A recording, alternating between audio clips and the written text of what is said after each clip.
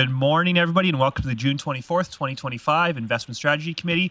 I have the privilege of chairing this committee. On this committee with me are Councillors O'Connor, Councillor Blackmore, and Mayor Clayton. It's only Councillor Blackmore in the room right now, but I'm sure the other two will join us very shortly.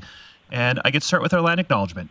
The city respectfully acknowledges the Beaver, Cree, Dene, and Métis peoples as the original caretakers of these lands and surrounding areas.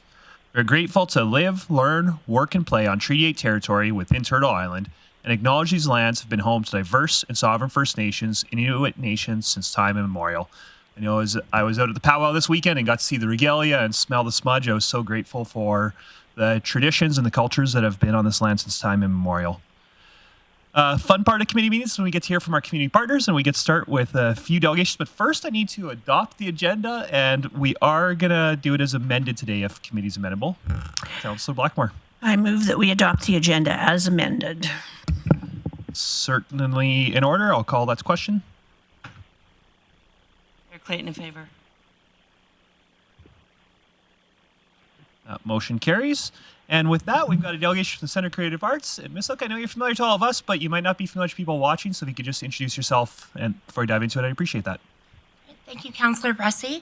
My name is Candace Hook. I'm the Executive Director at the Centre for Creative Arts. And I've got a few minutes today to talk to you guys all about the wonderful programming we're doing at the Centre this past year. So as some of you may know, and if not, come over and visit us. The Centre serves our community through affordable and accessible fine art and craft programming. That comes in many different forms, but every year thousands of residents and visitors to the area take part in a class. Last year we had over 5,000 participants in a hands-on class. So they got their hands in clay, they drew something out, they participated. And in addition to that, we have thousands more that come to view others' art on display and take part in our events. Our programs include classes for all ages and skill levels. We start at about age 4, and we run right through. Our most senior student was 102. So we've got something for everyone at the Centre.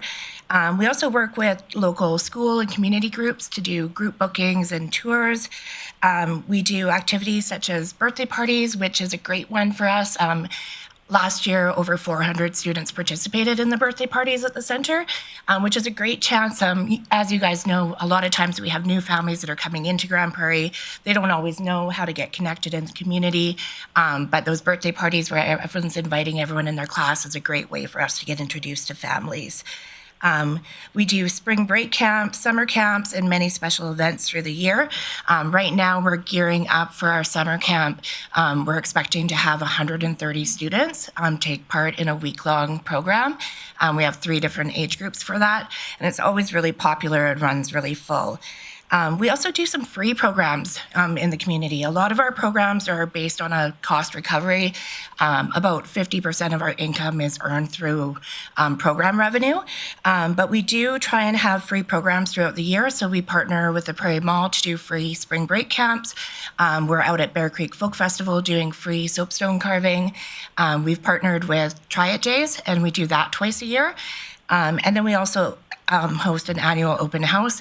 And that one is an opportunity for kids to try the programs, but also for adults to try the programs for free too. A big part of what we do is our Healing Arts program. Each year, about 1,000 individuals participate at the Centre through the Healing Arts program. It's not a traditional art therapy program. It really stems from the idea that making art in itself is healing and makes people happy. So we call it our Happy program. We partner with community groups to bring in their clients to the Centre. And we also work with individuals that have a barrier that keeps them from participating. So sometimes it's a really simple barrier. We offer seniors classes 3 times a week, and we found with them, the barrier was we had these really hard art stools. We had to bring in comfortable chairs. A lot of our classes were at night, and not everyone likes to go out at night, so we had to have something affordable during the day where all of their supplies were included, and it was a really nice, comfortable meeting space. And that seniors program has just exploded. It went from 1 class once a month to 3 classes every week. So our Happy program is something we're really proud of. We also have our galleries and gift shop.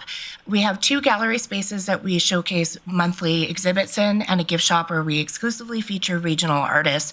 And Last year, we actually featured over 200 individual local artists in our gallery and gift shop spaces, which seems like a huge number, but sometimes our exhibits focus on a solo artist. Other times we're showing the work of a group. Right now we have the anniversary show up for the Grande Prairie Photography Club. So it really gives a chance for local artists to showcase their work, celebrate their work with their friends and families and neighbors. We have an opening reception the first Friday of every month, and it's a great chance to come out and celebrate our local artists. Next month, we have our Purple Show coming up. So that was a call for artists that's been open to the community. Anyone could contribute a piece towards that show. It just had to be predominantly purple. And that show in itself has over 90 pieces and features almost 60 local artists. So that's going to be a really great opening. We also do events outside of our gallery. This year, we're bringing back our wearable art show. The call for artists is up for that. So maybe City Council could do a group piece together. But we have artists that make pieces out of all sorts of fantastic materials, and it's a really fun community event. We're hosting that right in our beautiful facility. Our facility is owned by the city, but operated by the center. It's a great partnership, and we always look forward to working with your staff to make improvements on that partnership. Last year, the city granted us some capital funds, and we just recently did a electrical improvement because of that and put energy efficient lighting in all of our studios, which is fantastic. Our studios get used all the time, so those lights are always on. Like our pottery studio alone right now, we're running 6 classes a week. So it's a really busy place, and we're really looking forward to being able to look at that a year out and see what our energy savings were. So we appreciate those partnerships, and we do the best to steward what is a very important and beautiful facility in our community. And we don't keep it just for ourselves. We partner with other local arts groups that don't have a home base. So groups like the Grande Prairie Guild of Artists, the Grande Prairie Figure Drawing Club, the Grande Prairie Photography Club, they all host their meetings at the center. It makes us a wonderful hub for the community. It keeps our programs going because that's where we find our instructors and some of our students, many of the artists that exhibit with us. And it's wonderful to be able to share that space with other arts groups that aren't as lucky as us to have a beautiful roof over their head. So we appreciate everything the city does to partner with us, and look forward to many more years of working together. Well, thank you. We sure appreciate your work too. And Council, if you want to make something, I'll start practicing my blue steel for you. Councillor Blackmore. I'm not sure I approve of that idea because I think I'm the only one who sews. You can staple it together for wearable arts. Ouch. Yeah. The studio upstairs, do you rent that out for, like, if someone has a small dinner group or something they want to put in there? We do rent it out. It's secondary to our own programs, and so basically our programming comes first. So anything like it's not available for rent over the summer because we're running our summer camps out of there. And then next comes those community groups. So like the Grande Prairie Photography Club has it the first Monday of every month. That's blocked for them. But whenever we have those gaps where it's not being used, we do rent out that studio, mostly for things like photo shoots, not so much for private events outside of like kids' birthday parties, because we tend to not rent out to anything that requires a liquor license up there. But lots of photo shoots, creative things, yoga classes, kids' birthday parties, that sort of thing. Okay. Yeah, I just had someone ask me for a small space for a dinner, or a family dinner, but they would want alcohol. Yeah, it's a beautiful space, but we just find we're not quite at capacity to take advantage of that type of rental yet. So yeah, we're sticking to the easy rentals up there. Okay, thank you. Mayor Clayton. Thanks, Chair Bressy. I'd heard from a couple individuals that teach yoga in your classes or in your facility that during the summer, because of youth classes, they're asked to, or there isn't as much space for them to book. So how do you balance between the demands of, that are there 6 to 9 months of the year to those that are just summer programming? Well, we always find like we have to put our mission first, and our mission really is to serve the community through arts programming. Being able to rent out, and we have some great tenants that we really appreciate their patronage, and that rental revenue is an important part of our budget. But we really do feel that that space was granted to us not for revenue generation, but to serve the community. And so when it comes to having, 130 kids come through and have like the best, artsiest, craftiest week of their summer, we really feel like we have to put that first. But we do try and work with our tenants, especially the ones that rent from us regularly, give them lots of notice so that they have opportunities. And we even suggest other facilities in town that we think might meet their needs.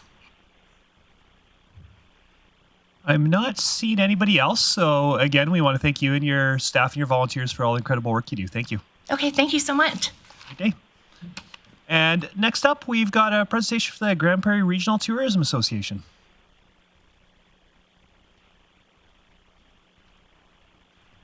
Thank you, Councillor Bressy. Welcome. Take a minute to presentation fired up.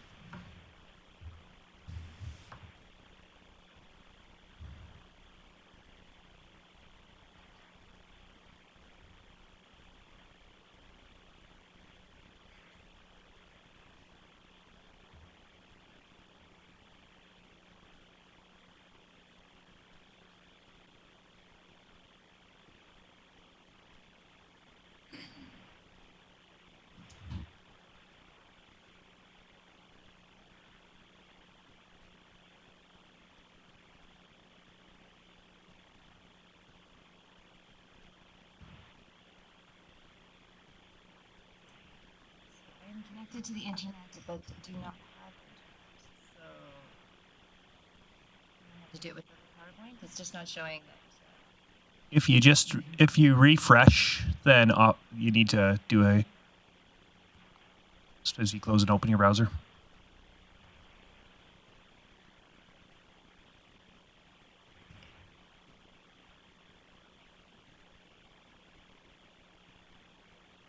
Awesome.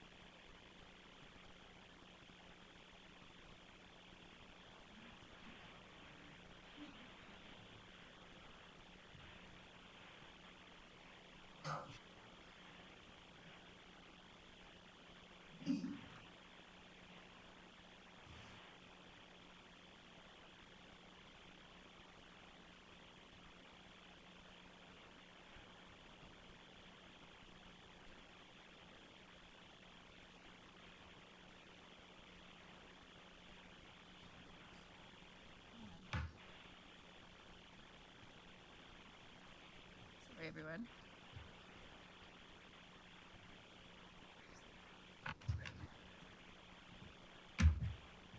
It's not there either.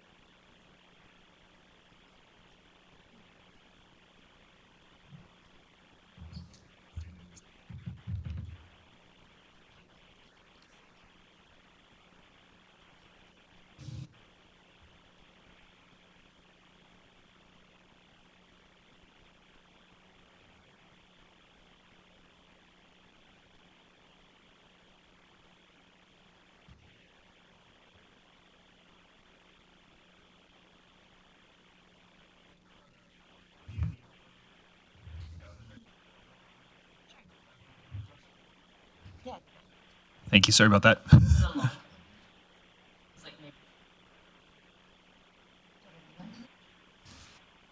And they'll keep on working on the background for you.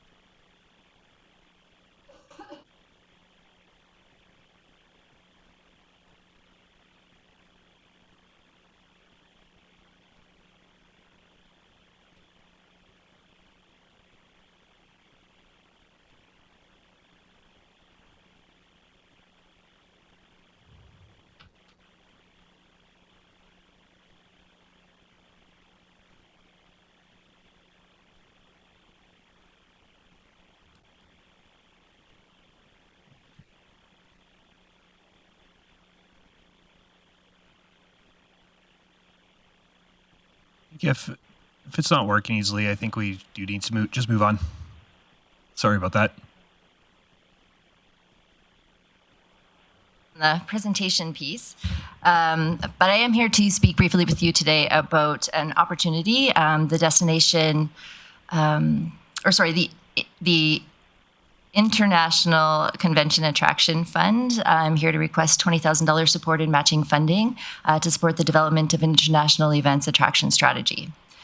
So Destination Canada is the destination marketing organization for Canada, acting in the same capacity for the federal government as Travel Alberta does for the province and Grande Prairie Regional Tourism Association does for the region.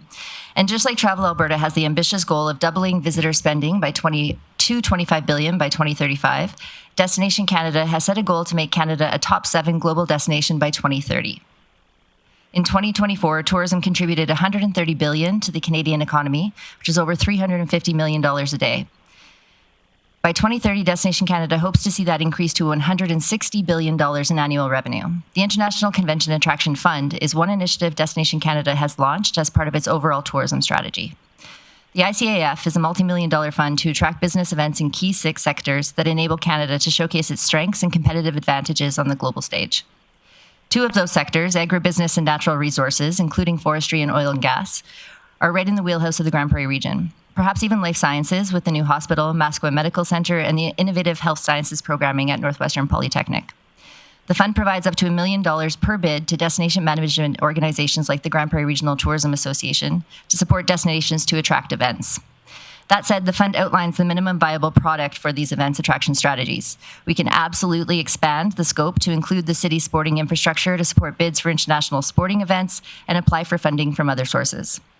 The fund was launched in 2024 and will end in 2027, or until funds last, so time is of the essence. Short-term benefits include events receiving ICFS support have shown roughly $3 in economic benefit is ever generated for every $1 invested in the events. This is the return to the city's hotels, restaurants, and retail businesses. The ICAF is available to support events with a minimum target of 20% attendance by U.S. and international visitors. The city has a strong history of innovative production and hosting events to international players in these industries is an excellent way to amplify the profile of the city on the world stage and help contribute to its goal of attracting additional investment capital. The Grande Prairie Regional Tourism Association takes a regional approach to tourism because we believe we are stronger when we work together. The city has certain infrastructure and amenities that are lacking in the county and vice versa. The Grande Prairie Regional Tourism Association, taking the lead on applications to the fund, can leverage coordination and collaboration between these municipal departments to strengthen our competitiveness and attract events that will provide mutual benefits to both municipalities and ultimately improve our positioning as a destination. The long-term benefits include long-term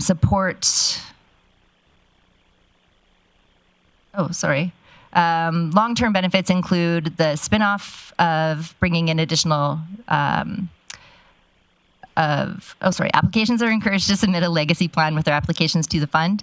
It encourages applicants or municipalities to consider the potential social, economic, and environmental impacts of the events themselves and the industry players the event targets. For example, the events could create concerted efforts to support truth and reconciliation efforts with regional First Nations communities. The talent and industry knowledge showcased at these events provides immediate benefit to the local industry workers and showcases the opportunities available in the region, which supports the efforts of Work Northwest initiative. The investment goes into the region to get the region event ready, stays here to assist with the future investment attraction. And of course, while people are here, they're going to be exposed to the amazing tourism assets we have here and either partake while they're here or plan to come back with family and friends, which increases our brand as a tourism destination. And Travel Alberta is looking beyond the legacy destinations in the Rockies to help it achieve its tourism goals right now. Our region needs to increase its tourism revenue by $88 million by 2035 to ensure Travel Alberta meets its goal. Hosting international business events is a great way to show them that our region can participate in tourism at an international level and make sure that we're in their crosshairs for future investments. The catch is that this fund is only available to destination marketing organizations like the Grande Prairie Regional Tourism Association, and applications are required to submit an international event attraction strategy as part of their application.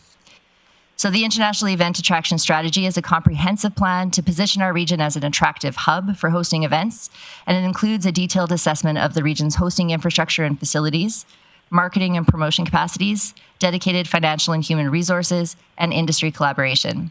Led by the Grande Prairie Regional Tourism Association, the strategy will take a regional approach, ensuring the infrastructure and assets of both the city and the county are considered, including the capacity provided by the Eastlink Centre, Bonnets, and the future soccer pitch, and the variety of accommodation providers here in the city, enabling our region to compete globally. The cost for this, I have a beautiful slide for this, but it's a pretty great return for the margins for the city. There would be a 350% return on the $20,000 investment of the strategy itself, with the potential to unlock $1 million by Destination Canada equals about a 5,400% return on that initial investment, plus the additional income generated by the event attendees. There's no limit on the number of bids that we can submit. And again, this is just one fund. With an international events attraction strategy in place, we'll be better positioned to seek support from other funds that may come available from other sources. I did make a similar presentation to the County of Grande Prairie yesterday, and I do anticipate that I'll be hearing a favorable decision from them shortly. So the initial investment on the strategy itself is $50,000 being put forward from the Grande Prairie Regional Tourism Association, coming from its own operational funding. We're requesting a $20,000 match from the city and a $20,000 match from the county. We are leveraging our own operational funding from Travel Alberta, and without municipal support, we will lose that $50,000 commitment from Travel Alberta. It can't be designated to other operational needs. The timeline for implementing something like this, I'm hoping that we can get municipal support early in July so that we can form some department committees in the county and the city, as well as with GPRTA, to work on the RFP, put the RFP out for tender by the end of July, have a contractor established by August 21st. And in the meantime, that committee can start looking at bids that we're interested in submitting, have that strategy completed by mid-October, have the bids submitted by early November for Destination Canada support so that we can have 5 bids initially scoped and then 2 bids submitted by December 31st.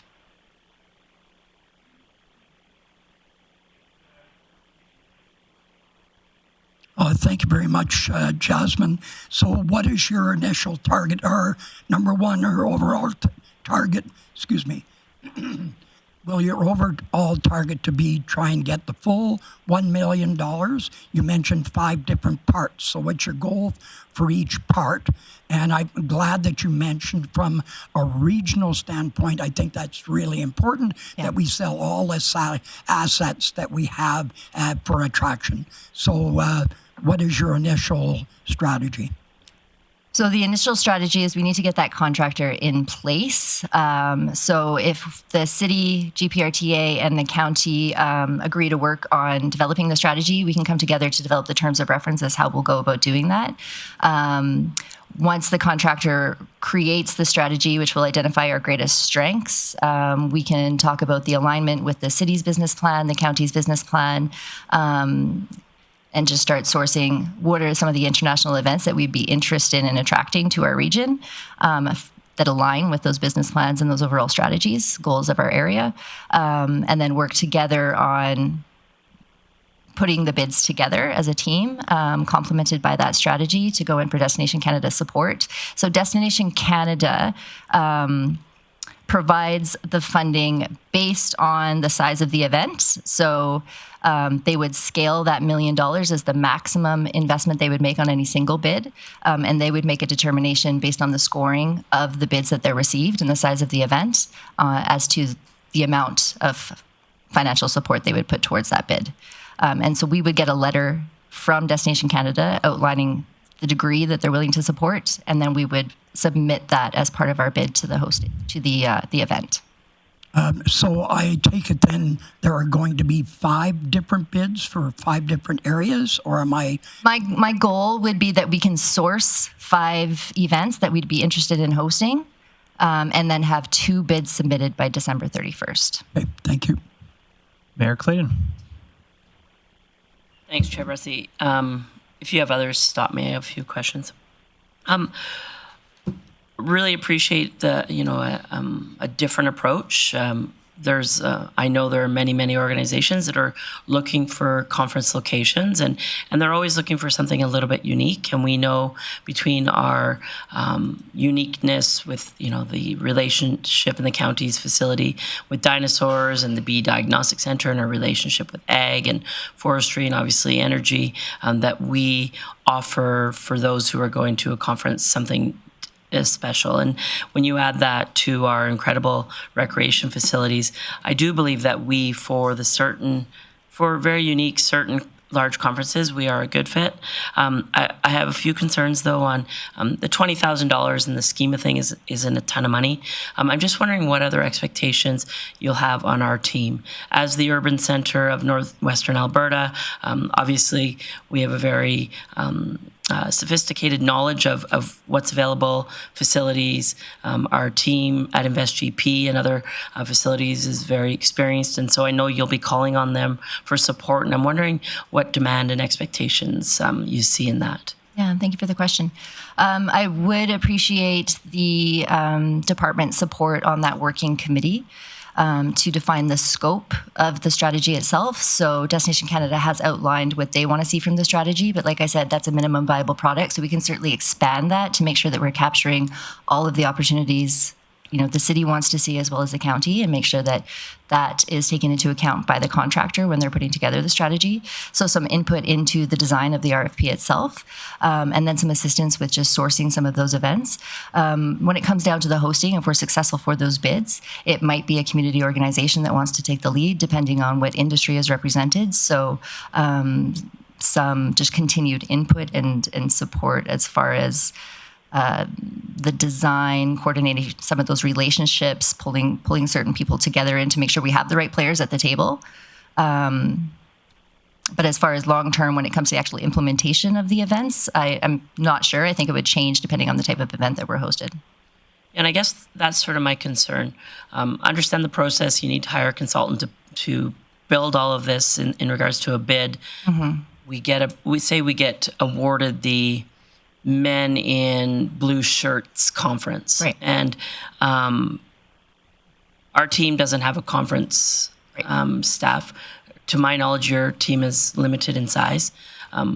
Then what happens? So we get awarded this great conference. You're going to do a community call to build a conference sort of hosting team. What's your vision there? So we'd be working with the staff within the facilities that would be putting on the event. So the hotels, everybody takes a little bit of their part of what it takes to put on any of those events, with the hotels putting in their own bid to be the hosting hotel. If it's the conference center, they have their own staff there to put on the event logistics on that end. GPRTA can certainly continue to play the lead and the coordinating body on that. and just call in the players who are going to have a part in actually hosting and putting on the amenities, whether it's catering or accommodations or some of the extracurricular activities after and in between sessions. I think GPRTA would take the bulk of it, and we will be growing our capacity to be able to play a stronger role in community to this extent. This is certainly something that we're looking at right now as far as our organizational design and where do we need to go and grow. So we're going to be building our capacity as these opportunities come into our community. Yeah, and I guess that's my only real concern is our staff don't have time and space on the side of their desk for more work. Yeah. When we bid on events, we typically financially structure the event so that there is a lead hired for that event. I think that it's fair to say that it's quarterbacking it is a lot more than you probably think. And so I would suggest that in the early days that maybe you focus on events that have community leads. Mm-hmm. And so that's why we've done so well with sport tourism in our region, because we have incredible volunteers that lead sport tourism organizations that get all hands on deck to support whoever may be the lead by the host society. And so there's a lot of pieces. And hoteliers also don't have their convention staff have day-to-day roles as well. So there's a lot of missing pieces there. But I really appreciate the consideration of something new. I think that's great to the already incredible tourism opportunities in our region. So I'll listen to my colleagues, and then I do have a couple things when you're ready for business. We've got Councillor Blackmore, then Councillor O'Connor. Thank you. Jasmine, some questions about logistics. So you hire someone with the $90,000 that you would have in that little pot, and they provide a couple of great ideas to the Canadian government section. And then after you're awarded the money, what happens if you end up not being able to produce the product? Do you have to refund the Canadian tourism the amount of money they gave you, or do you know? Or I'm just trying to evaluate the risk. Yeah, no, I appreciate that question. I haven't considered us not being able to deliver it. I think that we make sure that we submit proposals that are strong and that are feasible for us to achieve, and have the support to execute. So I think all of that goes into a lot of that planning, and the logistics is taken into account during the application process of how it would be executed, and making sure we have the letters of support from the players that are going to be needed to do that. And then once the funding comes through, if it's not being able to be executed, I can definitely follow up with Destination Canada to find out if it's a return. I would assume that is, just with my experience with grant funding, that it would be returned. But I'll get clarification from them on that for you. And the $50,000 from the province, that's simply to hire the consultant. Yeah. And you wouldn't have to worry about that money, provided that the county and the city met that obligation. The $50,000 needs to be matched. It is, it's that $50,000 is dependent on having a match from the city and the county. If we don't receive municipal support, because this is taking a regional approach, so they want to see commitment from our regional partners to see it through, that $50,000, we would, unfortunately have to forego that from our operations. Okay. Councillor O'Connor. Yes, thank you, Chair Bressy. Thank you, Jasmine. My concern comes from two perspectives. One, I read an article in, I think it was the Globe and Mail, that said a lot of the conventions are no longer going to the U.S.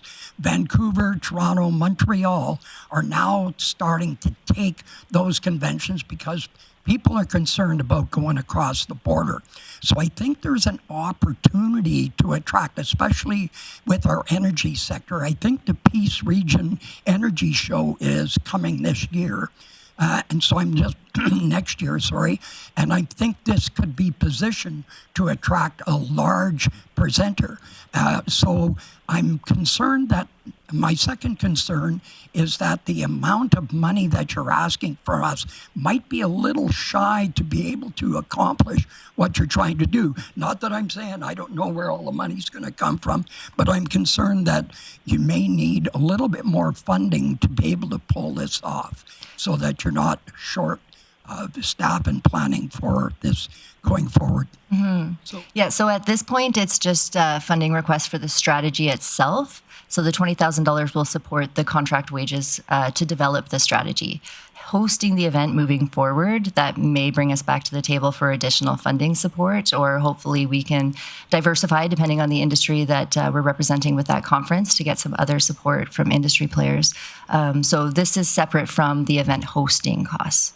Okay, it'd be kind of, I know it's a little early, but it'd be kind of nice to know what you think that would be, but until you get into the planning, you don't know. But getting sponsorship and then coming back to the table later might be a little tougher. So, And am I wrong in assuming that the strategy itself would answer a lot of these questions? It would identify those? I think so. It speaks to that financial capacity and the marketing capacity, and it's a lot of the capacity of the area to carry the host role for these events. So depending on the scale, the results of that strategy, it might really have us looking at smaller international, but still smaller, a few hundred delegates, as opposed to some of those larger events that we have some room, some time that we need to grow into before we're able to accommodate that. But this gets us on that start and would help us identify, if that is our goal, here are some gaps that we need. And as far as the investment attraction to build the local or the regional capacity to host larger events, it gives us a roadmap of how to get there. Yep. Mayor Clayton? So just to clarify, the $90,000 is to build a package on the feasibility of us hosting events, or the proposal that the consultant will build a package of which events we should bid on? The feasibility. And then the committee, so the cross-municipal committee led by GPRTA, would be the one that would source events that we're interested in bidding on. Okay, and does your current budget have capacity for additional staff right now? I'm working on that right now, and I think, we'll be hiring some positions this year. Okay. No one else? Is there any other information that committee needs before we talk about it, what we want to do with this? Not seeing any other questions, so I'll ask you to join the crowd in the gallery. Sure. Thank you very much for the time, and again, apologies for the presentation. Oh, it might be a bug on our side, so no worries. Saw it at the end. Yeah. Katie was able to put it up. So, and then I will look to committee and see if anybody wants to do any business with us. Mayor Clayton, you look like you're... I had a question for administration, but now you refocus me on the agenda. Hang on. I guess... I do. Go ahead. You go, but I'm... Yeah. I would ask administration, if we were... My two questions for administration, number one, if we were to grant this request, number one, what would be a recommended funding source? And if you say, hey, we need to come back with that, I'd respect that, but... That is one question I got. And the other one is Mayor Clayton raised capacity issues and any concerns from administration on helping just with resourcing to get this done.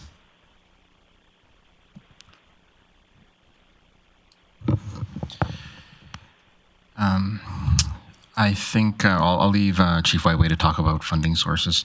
I'm not sure I understand enough of where it goes. So I think if it's just for this $20,000 project, I think that's something that we could fit within our current capacity. It's past that. I'm certainly uncertain about what our role would be, and whether we should have further discussions about what that is before entering is something on my mind. But there's certainly a lot of questions I have about our role if we were to be successful. So not in the actual project of this first project, but past that. Right. Yeah, I've got. All right. And Chief Whiteway, any recommendations on funding sources if we want to do this? Yes, thank you, Chair Bressie. So looking at the $20,000 request in alignment with Council's strategic plan, perhaps Council's strategic initiatives would be a funding source I'd recommend. There's $77,000 available in that fund. Excellent. Thank you. Look to my committee members and see if Mayor Clayton? Yeah, I think that's a perfect funding source if council is in agreement to fund it. Council early on in this term did identify tourism as a priority. We've had some great sport tourism events. So I think this is an opportunity. However, I have some concerns. As the urban center of Northwestern Alberta, this will require a lot of input from our Invest GP team, our, Ms. Bieberdorf and the role that she's doing in external relations, our sports facilities. And I don't think the intent is for us to be the lead on everything going forward. So I do have some concerns on that. I guess I have a question. I'm just trying to decide if it's in camera or not. Yeah, sorry. I'd like to make a motion to go in camera. Sure, that's definitely in order. Any debate on that? Yeah, I'll call that to question. All right. Bressy's in favor. That motion carries. So we are now in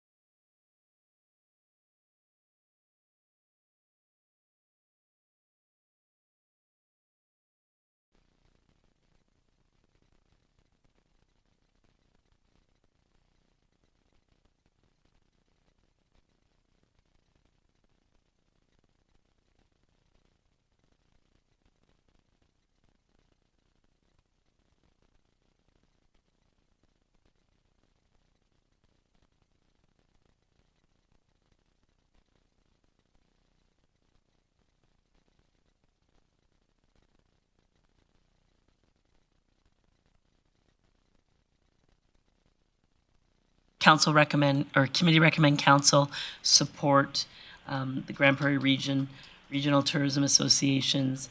I apologize. Can somebody tell me what it's called? You could just say the request. Yeah, the request for collaborative approach to attracting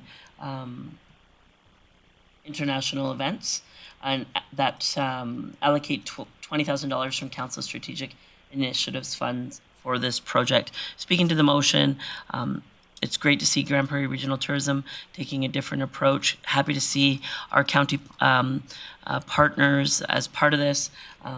And also, I think for $20,000 to get a report back that talks about the feasibility of hosting large conventions in our community is good value for our money. So I look forward to the discussion at council. I know for me, I'm happy to support this, but I do hope that one thing the strategy covers is if we do land an event here, who's going to be supporting that. I do know that by default right now, if we landed a large event, it probably would fall on our staff to do a lot of the support for that. And I don't think that's fair to our staff. We're asking a lot of them right now, and I don't think there's room for new significant events on the side of a desk. And I also don't know if I've got appetite, and I certainly don't know if the next council will have appetite to fund additional positions for this. I just don't know. And so I do hope that the strategy includes clear strategies on who's going to do what and who's not going to do what when it comes to events. And just so I think the strategy is really worthwhile, but I don't know how much capacity the city will have to support these events after the strategy is done, but certainly support the request today. Looking around, Councillor Blackmore.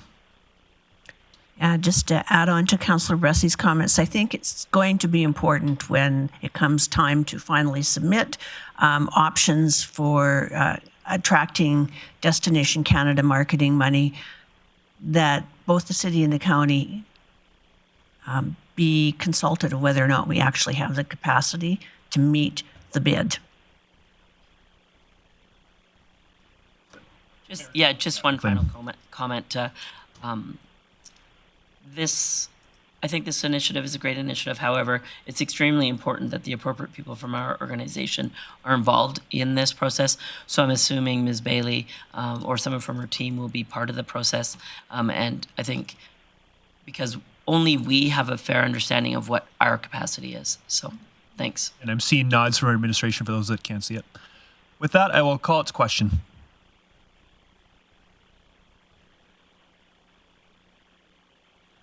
That motion carries. Look forward to that debate at council on Monday, and I'm grateful for the work of this organization helping attract events to our region. And with that, we will move on to service area updates with Chief Bailey. Thank you so much, Chair Bressy. A few updates to get us started this morning, and we'll start with the Special Olympics. We're officially 17 days out from the Special Olympics Alberta Summer Games, and we are in the final push for volunteers for the events. As of this morning, we're still looking for 45 more volunteers, and we have many valuable roles available, and we're continuing to share that information through all of our various channels. Specifically, we are still requiring 2 volunteers to officiate bocce. The premise being if you can use a measuring tape, you can officiate, and we look forward to providing training for that as well. As you would have seen, our athlete ambassadors have been really busy visiting local businesses, participating in budget engagement, and sharing their journeys. We'll also be offering opportunities for our athlete ambassadors to participate in Canada Day as well, and looking forward to continue to embed their presence in many of our key events. As we move forward, I'll speak some sports tourism. A kickoff meeting is happening for the 2026 Youth National Wrestling Championships, and that's taking place next week. I highlight this because it's the first time we've hosted this event, and we're looking forward to having over 600 youth competitors come to Grande Prairie.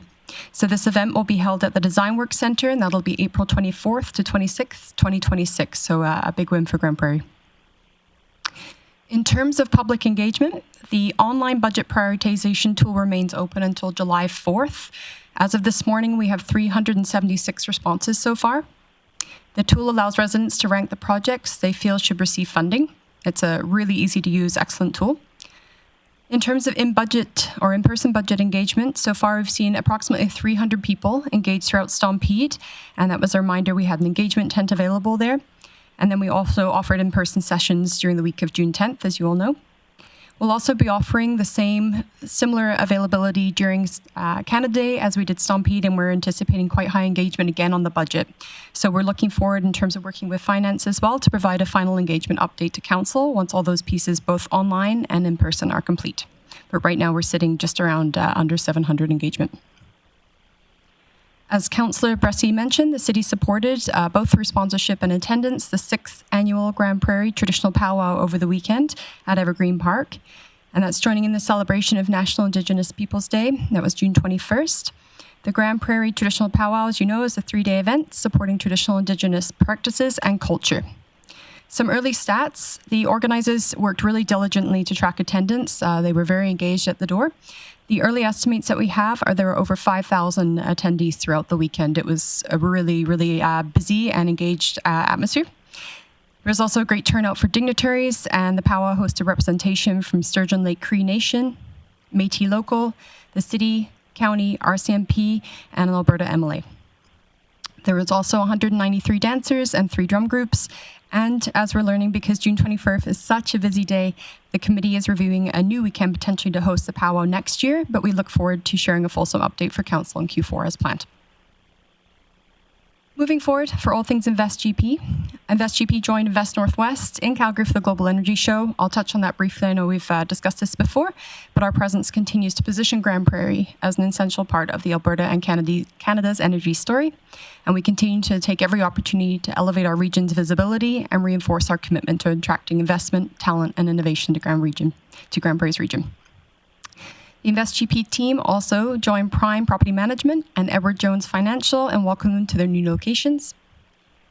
In addition, InvestGP joined Mayor Clayton and our CEO as we connected with local community management of New Horizons Co-op, and as you know, that's one of the city's largest employers who are committed to the community.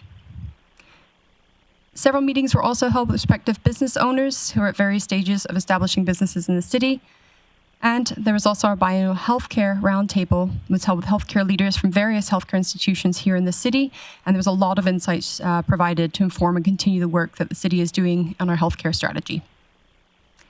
Finally, the first of our 2 candidate information sessions is happening this evening at 6 o'clock. We look forward to sharing information on key election dates, the structure and responsibilities of municipal government, as well as the role and time commitment for mayor and councillors. That concludes our update. Excellent. Thank you. Are there any questions of Chief Bailey? I'm not seeing any, so I'll hand it right back to you to tee up the fiber optic report. Excellent. Thank you. So today's report outlines clear priorities for advancing broadband in Grande Prairie, including a proposed service level objective, program policy updates, and the strategic use of remaining funds from the Richmond Industrial Strategy to support fiber improvements. So we believe these next steps will help position the city to meet growing connectivity demands and support future growth across industrial, commercial, and residential sectors. I'm pleased to hand over to Mr. Tarrant to update the council further. Thank you. And through the chair, I'd like to present some of the findings for the broadband analysis that Grande Prairie oversaw, and that was conducted on with Clear Cable. The consultant.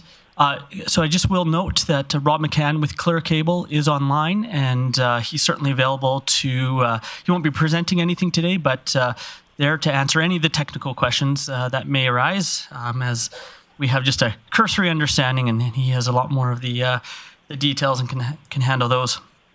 So with that, the broadband analysis was conducted to look at the current broadband connectivity within the city and to see if there was any gaps that exist and to identify some of the best practices out there, as well as to connect us with a number of the local providers and understand where the market's going and what some of the trends are regarding internet access within the city.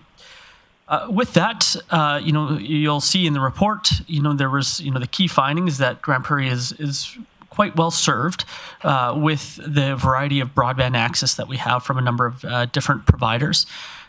There is the national standard of 50 megabytes per second download and 10 megabytes per second upload speed.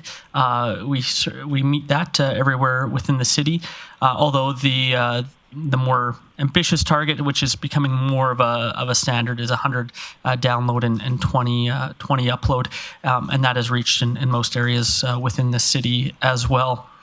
Part of the study looked at some of the technology that's there, and so we're able to see that there has been quite a lot of strides made in recent years, even in areas that aren't serviced with fiber, that just rely on some of the old copper wire or with the coaxial cable wires. The amount of speeds that have been able to be delivered through those has grown even in the last 10 years. And in conversations with a couple of the local providers, even with that, there is constantly upgrades happening. And one of the recent conversations this year alone, there's a number of upgrades happening that just without any new infrastructure being provided, they're able to upload, or increase the speeds. So it's great to see those investments being made, and a lot of times they said they're not doing anything big or splashy. It's just happening through people's plans or through people's existing infrastructure. It was also interesting to see some of the new entrants. There's Canadian Fibre, as well as another one called Mobi that have recently entered the market. You may have seen some billboards around town with Mobi, and they're really targeting some of the larger institutional buildings as well as multifamily residences, and they've seen some good uptake there. So it's good to see that competition increasing within the city. There is no current plans for all the different providers in terms of providing more fiber and wired access to buildings. And so that is something that we will continue to talk with the different providers for, although that fiber does continue to be provided in new areas. And there are some certain existing areas where if the market demand is there, that there is fiber being put. And you'll see in the report there has been a number of smaller projects that have seen fiber extensions in certain areas of the city over the past year, and some of that's due to the alignment fee rebate that's been provided, and people taking advantage of that program. With that said, there are while there's no fiber being there, as I mentioned, there are a number of new technologies that are being utilized that don't necessarily need fiber. So currently, one of the entrants, another entrant to the market in terms of internet service is Rogers. While they don't have any fixed wire assets, they have recently introduced a wireless internet component, which achieves similar speeds as fixed wire.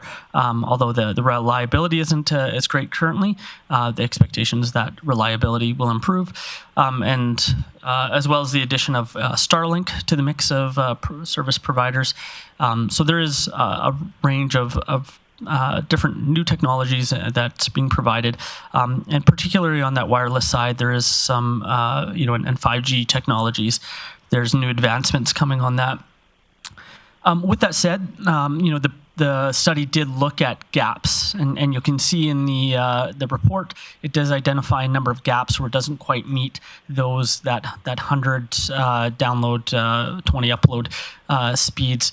So you'll see mostly that's in the rural areas, which is to be expected. But the one urban area that has noted, and probably comes as no surprise to anyone here, as we've consistently hear about some of the challenges, is the south part of Richmond Industrial Park, and it's been a constant source of frustration for some of the business owners that live in that south of the railroad tracks. There just has not been investment in terms of wired service there, and so that's been a challenge with. For them. There are some solutions that they obviously have found, but they're not not as great as they could be. Maybe I'll just give one example. One business owner we talked to that owns a business in that area, as well as a couple similar businesses down in the States, and the speeds that he receives in the States are about 10 times as great as what he receives here. And he's actually had to customize a lot of his software that he utilizes for both programs to sort of dumb it down a little bit so that his operations here in Grande Prairie can operate on the same systems as his businesses in the States. So we recognize that as a gap. I'll get to in a second here some solutions that we considered to address that gap coming out of this. Before I do that, I'll start moving to a number of the recommendations, though, that have come out of the report and that we're recommending that that committee adopt here. So one of them is that we just adopt a service level objective, 100 megabytes per second download and 20 upload. So this doesn't compel anything. It's not that we can't put it in as a service standard anywhere, but it does just sets a baseline for saying that the community, as a council and as city, this is what we expect as a minimum standard, and so that as we talk with different developers and as we talk with different service providers, they know that this is the minimum expectation that we hope to achieve everywhere. And as I said, we are achieving it in 99% of the areas. It's just in those couple places that there are gaps. We are recommending that we continue with the fiber optics fee rebate program. As mentioned, there has been some good uptake with those, and we've seen we've seen some areas where they've maybe extended it a little bit further, knowing that this program is in place. They've initially did a project to connect on one business, but they said, hey, if we extend it a little bit longer, there's the potential opening up new business, and since we have the alignment fees being rebated right now, let's go ahead with that. So suggest continuing with that. There was some recommendations made towards our municipal access agreements. So these are agreements that we sign with utility companies that access city property to put in their fiber or the different infrastructure. And so we've taken some of the recommendations there, and we are continuing to build and improve upon those templates. And so suggesting that we just recognize that we'll continue to take those recommendations into consideration. Establishing clear points of contact for service provider for communication services. So we are suggesting that we'll just internally establish one point of contact rather than being a couple different access points, and to navigate that system. And as well as we'll continue to review some municipal policies to support broadband infrastructure in the future.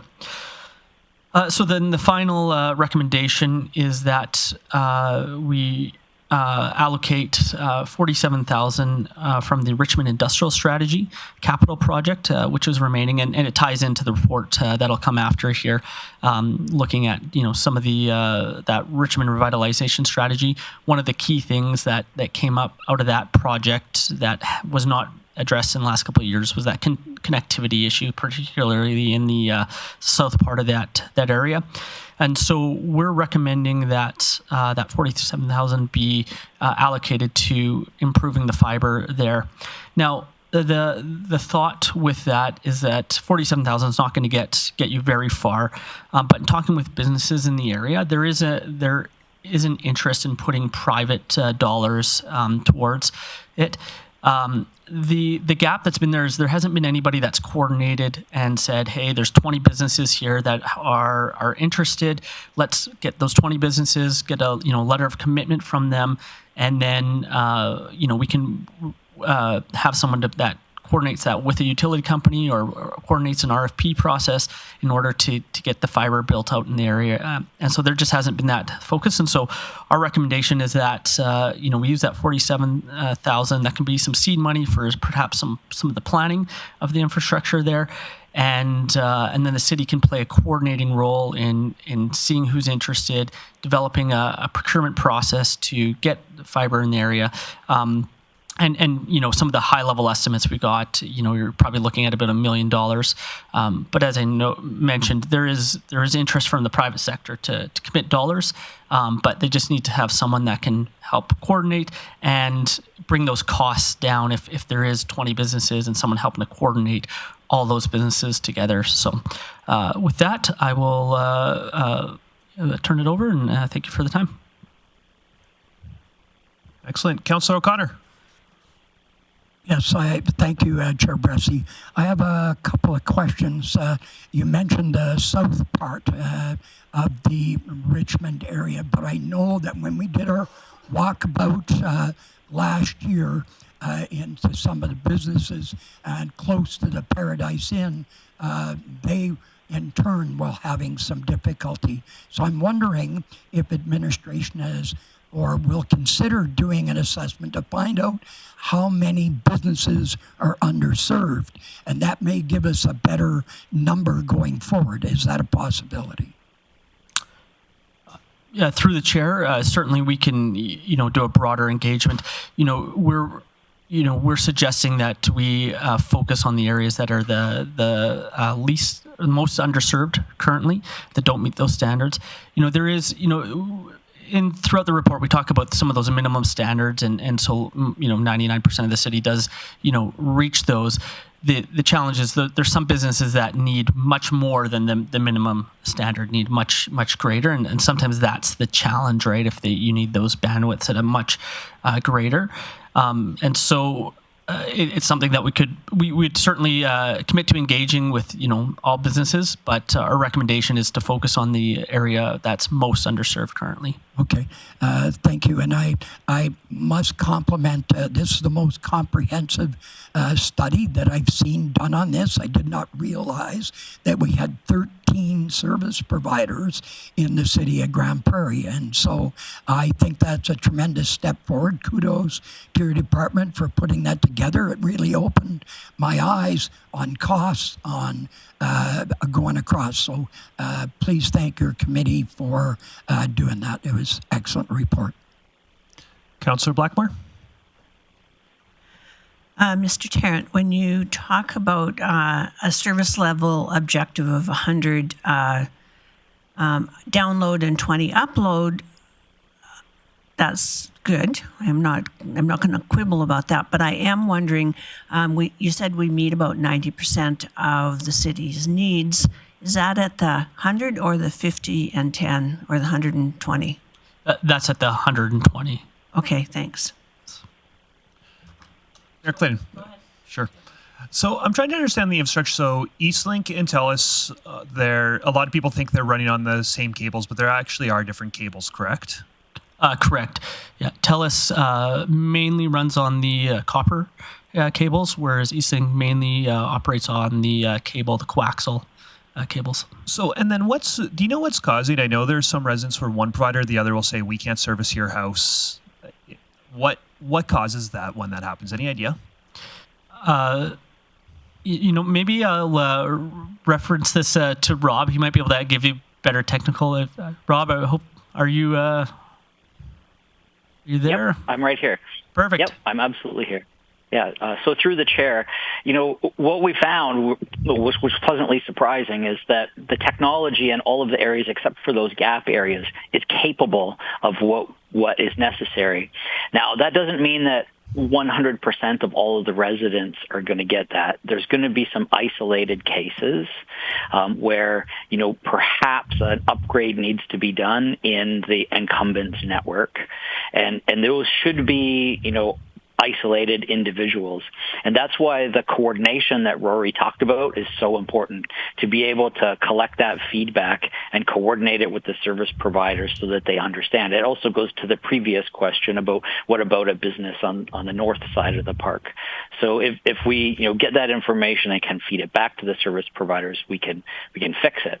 But to your point about the technical nature of why is it that one house, now sometimes there's some challenges, and one of the challenges that the service providers brought up was that there were some homes that were designated as single-family homes, and they were cabled and wired and set up as if they were single-family homes, but then through a zoning change, they became multiple dwelling units, and they simply didn't have the infrastructure in place to be able to do that, and it would be a significant lift to be able to make that happen. So that may be some of the feedback you're hearing, and again, I bring that back to using the city as an advocate to be able to promote on behalf of the citizens to solve those problems, because they're absolutely solvable with the technology that's in the ground. And I guess I'm having troubles with the ground truthing of this, and I'll admit totally anecdotal and totally biased because it's my own experience, and I'll also admit I haven't called Eastlink in over a year. But I can only get Telus to my house. I've never got it over above 25 down. I'm actually excited when I get 25 down. Usually I'm closer to 20. And just last night when I was reading this report, I sent a group chat to about 20 people within a 3-block radius from me and got the same response from everybody. I've also got a friend in Mission who's had a similar experience, and a friend in Highland Park who's had a similar experience. So the ground truthing of this isn't working in terms of, I know people in our community who are consistently reporting they're excited to get 25. Mm-hmm. Yeah, if you reference the report, you'll find in there a section from the Canadian Internet Registry Association's data. And basically, that's a location where individual citizens can go to test their speeds, and then it gets recorded and aggregated in a database. And what we found was in that, across all the regions of the city, there were actually people exceeding the minimums. So we know the technology is there. We know that it's possible. And again, we bring it down to there may be pockets for sure, but we need to collectively get that feedback into the hands of the service providers and then figure out what the resolution is. They have the technology. They can do it. If there's a gap, we need to understand why. And then also back to the question of, 13 different service providers, or the point of 13 different service providers. There are other alternatives in each one of those areas. Perhaps in the area you've identified, Eastlink says they can't get there or they're not getting there, but there is, GP networks. There is the Rogers fixed wireless access. There are the Moby guys are coming, and the Canadian fiber optics folks are on their way. So there is a groundswell of opportunity. Mayor Clayton? Thanks, Chair Bressie. Question for Mr. Tarrant. I'm just, the second part of the motion is the part that I'm struggling a bit with, spending that $47,000. In the conclusion, it says that it may lead to shared infrastructure solution, and in the motion it says that a potential advancement. Why would we agree to spend the money if there's no guaranteed outcome? What I'm missing something here. Yeah, through the chair, the $47,000 would largely be put towards some of the planning, right? So that there is some infrastructure planning in place, and helping with that coordination. Ultimately, like as I said, it could be up to $1 million project, and it would really be contingent on the private investment being there to facilitate the actual build out there. And so, like I said, we've talked to a number of businesses. There seems to be a number, like quite a few, that would be willing to, if someone was to coordinate it and get the the cost savings in terms of that coordination, and so that was one of the recommendations. Sorry, I'm still missing it. Are you hiring half a body? What are you doing with the money? If the total project could be up to $1 million, our $47,000 is nothing. What are you doing with that money? So planning money. So looking at like the alignments and through the engineering, and you're hiring an engineering firm. Yes. Okay. Second question I had is in regards to, so that would, the focus is on Richmond Industrial Park. This $47,000 would help in planning enhancement of the service in Richmond Industrial Park. My question is, I had somebody from Eastlink knock on my door the other day and say that fiber is coming to my neighborhood. Is that a reality? Are there providers out there right now looking to invest in neighborhoods in our city to actually install fiber, or are they just knocking on doors to test the market and see if there's enough potential customers interested? Yeah. Through the chair, in our conversations with all the different providers, there is no one looking to do a full-scale build-out of fiber. There are certain pockets that there's investment in. So TELUS, for example, went to Pinnacle last year, and there was 400 residents there. They had recognized they got a lot of complaints in terms of the speeds that were available, and that one there was fairly simple because they already had the existing conduit there, and so they were able to pull fiber to 400 homes in the Pinnacle neighborhood last year, and so potentially that could be they're selling that. So they have all indicated if there is a demand or especially if there's a pocket of really underserved areas, that there may be some of those little offshoots and pushes there, but there is no capital plans for a full capital build out of fiber for the entire city. Thanks. I guess I just go back to just thinking a little bit about my line of questioning in terms of we're saying, hey, we need to, when people are having issues and not getting the service, we need to elevate that. We need to make people aware of it, which I really agree with. This is a utility, not a luxury these days. But what should I actually be telling residents? And frankly, what should I be doing when there is no way to get above 25 going to your house and the provider's saying, hey, we're hitting our standards? Yeah. Through the chair, one of the items we had considered through this is that although the infrastructure is there to achieve those speeds, and certainly in the 90% of those areas there are plans available that are promising those speeds. There is no way for us to absolutely verify what those speeds are actually getting, and there's a couple of things too. There's the speed, but then there's also the reliability. Some people may be able to access those speeds 50% of the time, but 50% of the time they're not accessing them, right? So there are, if council wishes, there are further studies that could be done that really tests into that reliability. But that gets into what Rob was speaking of looking at that ground truthing and getting a swell of residents to be able to upload and to provide the speeds at various times, and then having someone coordinate that in a scientifically valid way. And so that is a possibility of further work that could be done. Councillor Blackmore. Thank you, Councillor Bressie. One of the things that concerns me when we talk about internet services and broadband services and all of the technical side of providing connectivity, it's fine to say that the majority of Grande Prairie residents and businesses meet a minimum standard. But how does that standard compare to, say, the City of Edmonton or the City of Calgary? We talk all the time at this table about economic readiness and what we need to do to attract business to our communities. I know there's businesses out there that really need a strong communication and interconnectivity base in place, and they can't manage to run their business here at lower standards. They need higher standards than are even set at 120.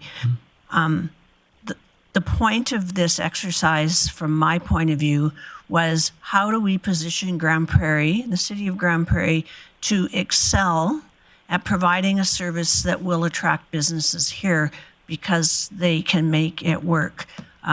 I know, for example, that Big Rig, who's an international company with headquarters in Grande Prairie, has to answer that question every day. Why do they keep their headquarters in Grande Prairie when they could more easily connect to all of their other offices if they were located in Calgary or Edmonton because of interconnectivity?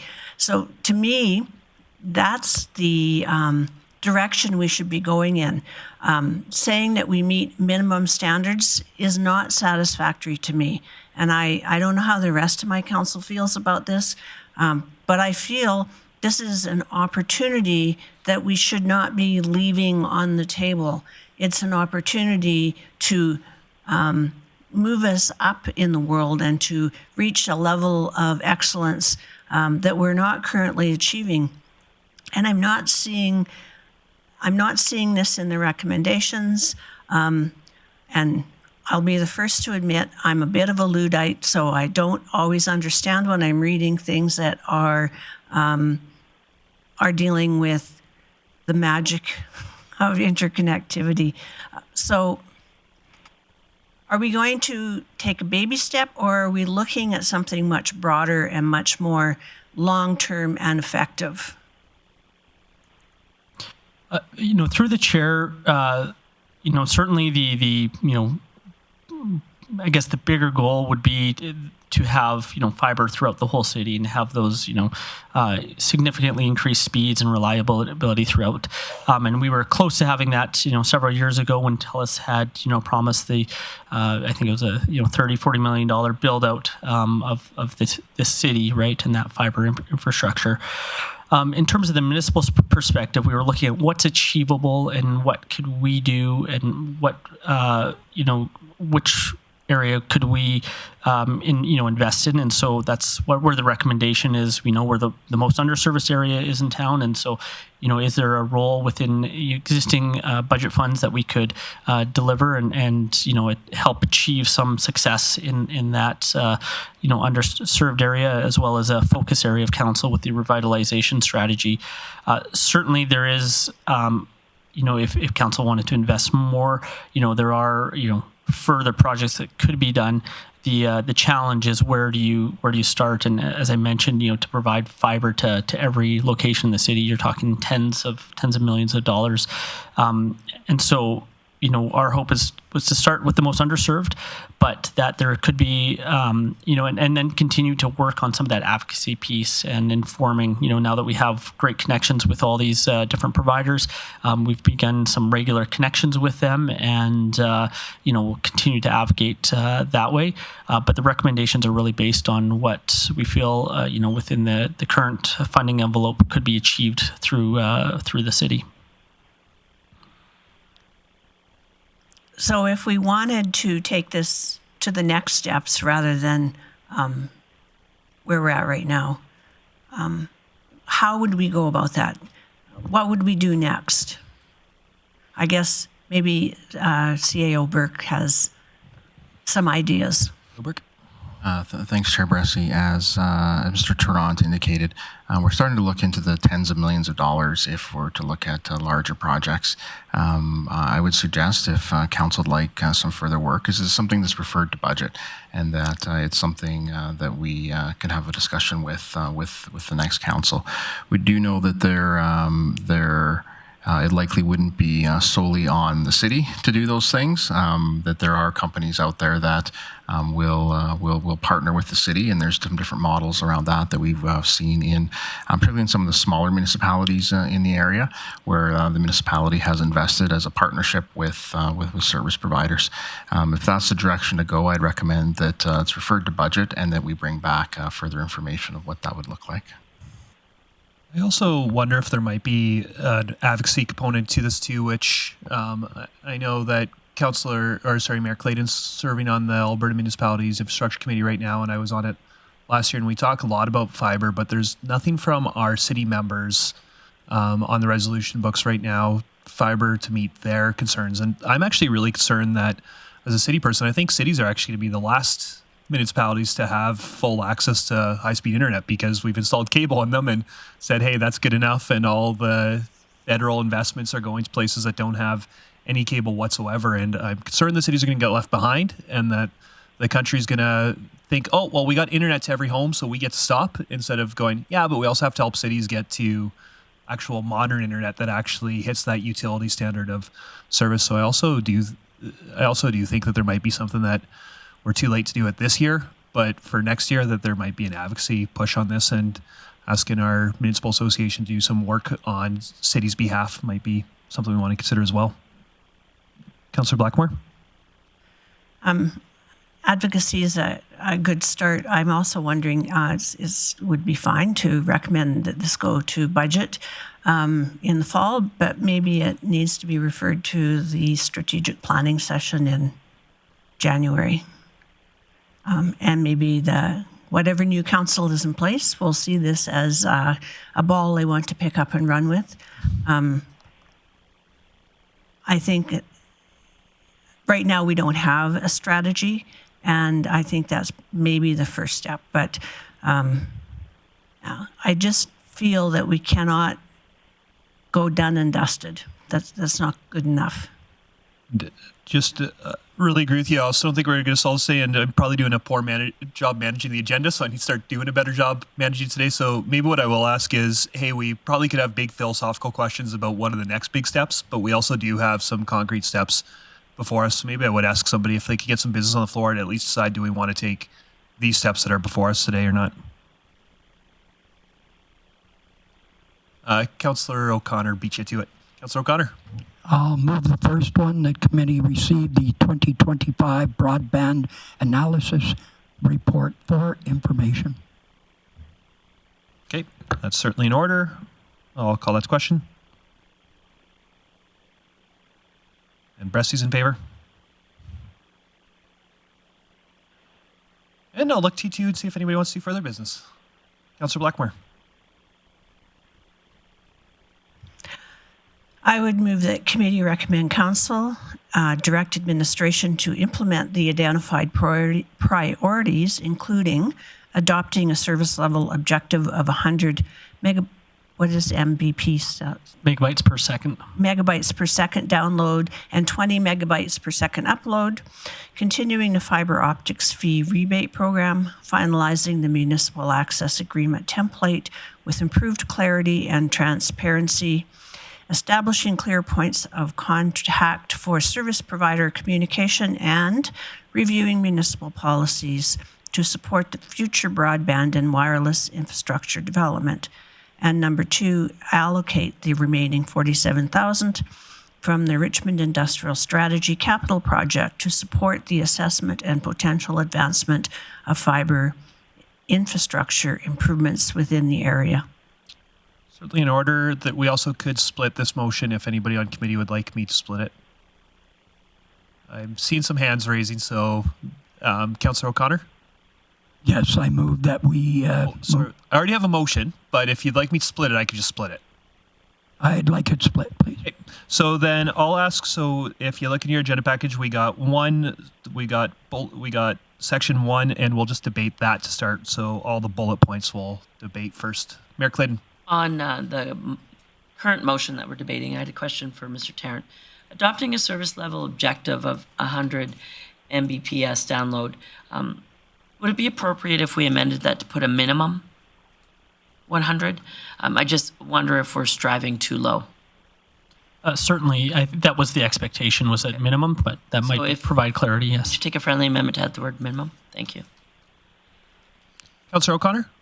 Yeah, my concern is the point that you brought up earlier, Councillor Bressy, is that not all residents in Grande Prairie are at above the 25 Mbps, and I'm one of those neighbors. I have copper, and they've had to use 2 telephone lines to get me to that level. So I think we need to look at the overall picture of what's happening in the city. Yeah, definitely more work beyond this, but personally I'll be voting in favor of this motion. I think these are good first steps. Any other discussion on the motion? And again, this is just for point 1, so just the bullet points is all we're voting on in this particular motion. Any debate on it? If not, I'll call it to question. And Bressy in favor? And then, since we split the motion, we also have a motion on the table for point 2, which was the allocation of the $47,000. Is there any debate on that? I am not seeing any, so I will... what I'll say to that is I'm skeptical of it, but I definitely think this should get to council, so I'll be voting in favor today. I don't know if I'll be voting in favor on Monday. So I'll call that to question. And Bressy in favor. And if Councillor Bressy would allow, I'd have another motion. Of course.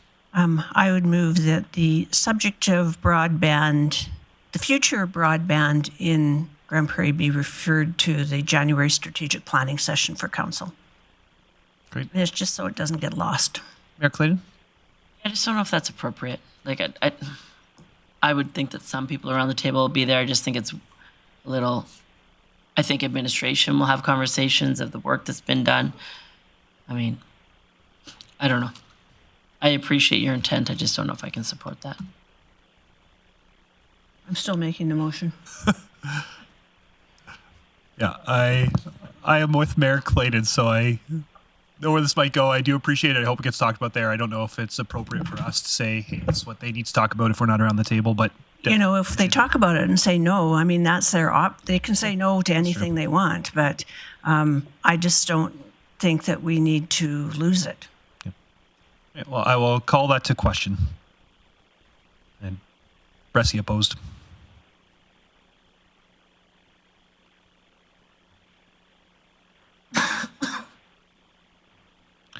And any further business on this? Excellent. Well, thank you, Mr. McCann, for sticking around, your support. We do appreciate that. And with that, I will move on to the Richmond Industrial Area update, and I'll ask Chief Bailey to tee this off for us. Thank you, Chair Bressie. Over the past 4 years, the city has taken deliberate steps to revitalize the Richmond Industrial Park. So today's report marks a wrap-up of that strategy, highlighting progress made through targeted investments. This update is provided for information and reflects the city's commitment to supporting economic growth through revitalization and strategic partnerships. And passing this over to Mr. Tarrant to update the council.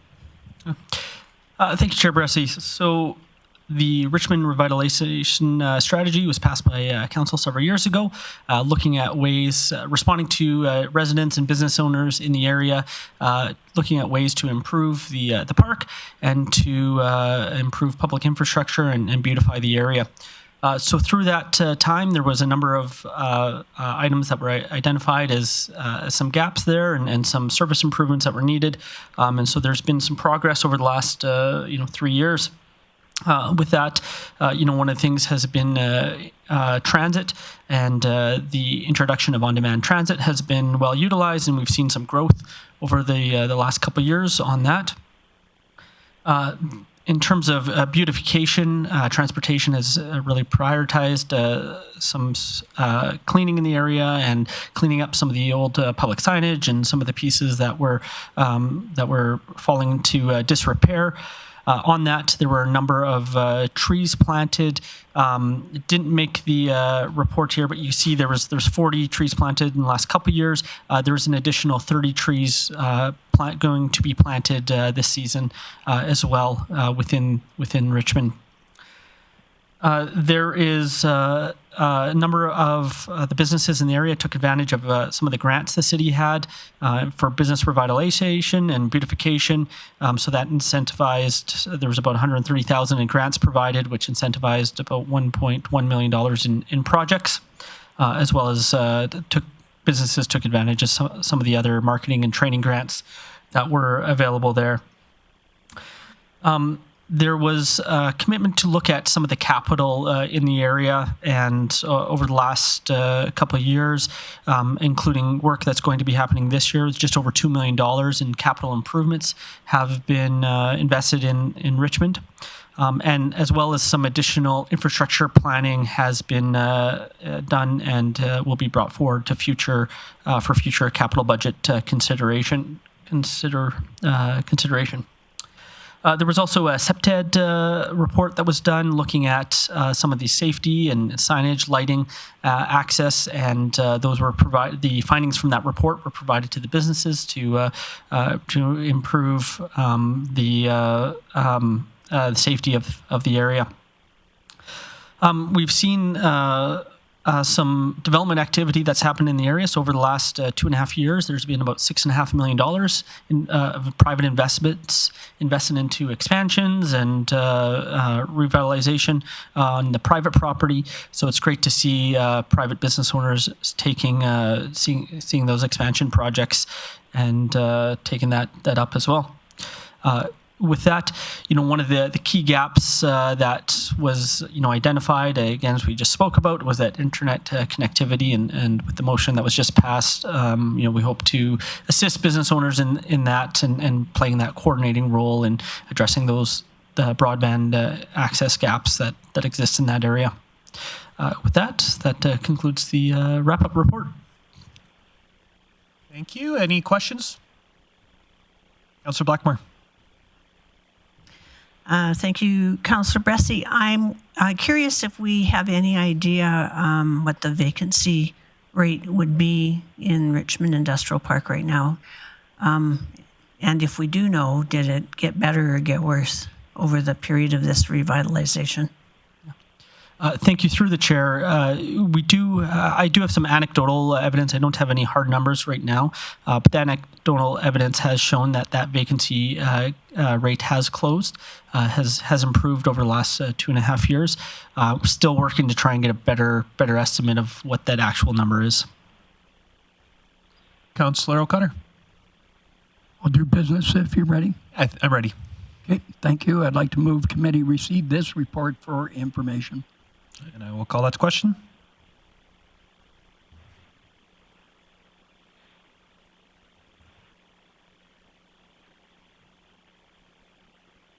And that motion carries. And with that, I'll go back to Chief Bailey for our outstanding items list.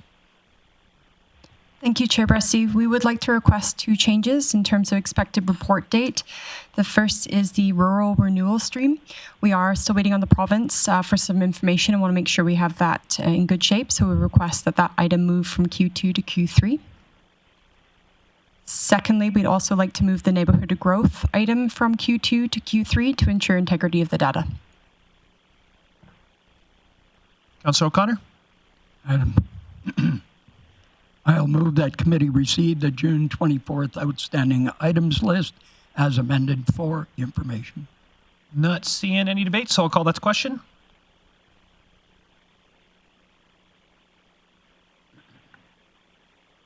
That motion carries, and with that, I will call this meeting adjourned. Thank you, everybody.